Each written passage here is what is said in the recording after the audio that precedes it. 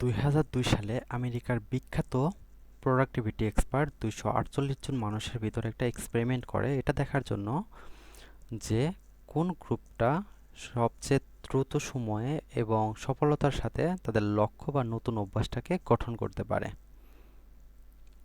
এই জন্য 248 জন মানুষকে তিনটি গ্রুপে বিভক্ত করে।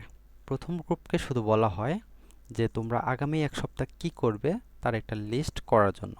দ্বিতীয় গ্রুপটাকে সবসময় মোটিভেশন দিয়ে রাখা হতো এবং তৃতীয় গ্রুপটাকে বলা হলো কোন সময় এবং কোথায় কাজটি সম্পূর্ণ করবে।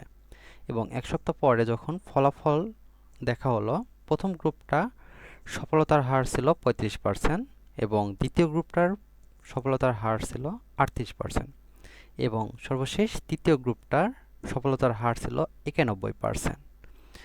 তো 91 হওয়ার পেছনে মূল কারণটা ছিল আমাদের মস্তিষ্ক শুধু একটা গোল নয়, কখন কিভাবে কাজটি করতে হবে সেটাতে বেশি ফোকাস করে।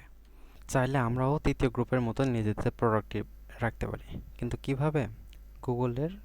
গুগল ক্যালেন্ডারের মাধ্যমে আমরা সহজেই নিজেদের প্রোডাক্টিভ রাখতে পারি।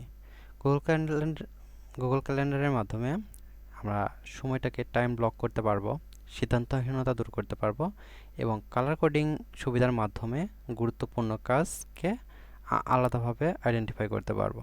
তো চলুন দেখা যাক কিভাবে আমরা গুগল ক্যালেন্ডারের মাধ্যমে নিজেদের প্রোডাক্টিভ রাখবো।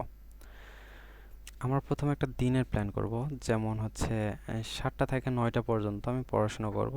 তো 7টা থেকে 9টা পর্যন্ত টাইম ব্লকটা সিলেক্ট করলাম এবং 7টা থেকে 9টা পর্যন্ত কি করব সেটা এখানে লিখব, যেমন স্টাডি।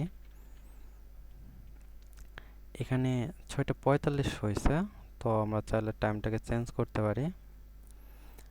এটা 7টা থেকে যে 9টা পর্যন্ত পড়াশোনা করবো, এটা কি শুধু আজকের জন্য নাকি আগামী এক সপ্তাহের জন্য, সেটা আমরা এখান থেকে সিলেক্ট করতে পারি। এখানে ডাজ নট রিপিট দেওয়া আছে, তো এখানে ক্লিক করার মাধ্যমে কাস্টমসে যাওয়ার মাধ্যমে আমরা দিনগুলোকে সিলেক্ট করতে পারি, যেমন রবি, সোম, মঙ্গল, বুধ, বৃহস্পতি এবং ডান করে দিতে পারি। তো এটা হয়ে গেল শুধু 24 না, পুরো সপ্তাহের একটা টাইম ব্লক।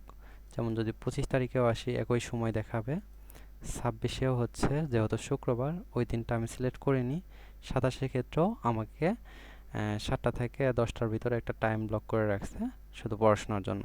শুধু এটাই না, আমাকে একটা রিমাইন্ড দেবে 7টা বাজার 30 মিনিট আগে যে আমাকে এই সময়টা পড়ার জন্য নির্দিষ্ট করে রাখা হয়েছে। এভাবে আমি পুরো ক্যালেন্ডারকে বিভিন্ন গুরুত্বপূর্ণ কাজের মাধ্যমে ভাগ করতে পারি। এটার মাধ্যমে আমরা টাস্কগুলোকে সিলেক্ট করতে পারি যে আজকের দিনে আমি কি কি কাজ করব। Study study English, news paper. ধরুন আমার আজকে টার্গেট ছিল যে আমি পড়াশোনা করব, ইংলিশ পড়ব, নিউজ পেপার পড়ব। তো আসলে আমি পড়াশোনা করছি কি করিনি, এটার জন্য এই টাস্ক সেকশনটাকে ইউজ করা যায়। তো যদি আমি পড়াশোনা করি তাহলে এখানে টিক মার্ক দিলাম, ইংলিশ পড়াশোনা করি তাহলে টিক মার্ক দিলাম।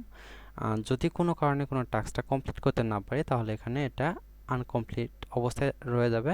তো এটা নেক্সট দিনে এই জিনিসটা কভার করার জন্য আমাদের এটা রিমাইন্ড দেবে। সো আশা করি আপনারা বুঝতে পারছেন কিভাবে নিজেদেরকে গুগল ক্যালেন্ডার ব্যবহারের মাধ্যমে প্রোডাক্টিভ রাখা যায়।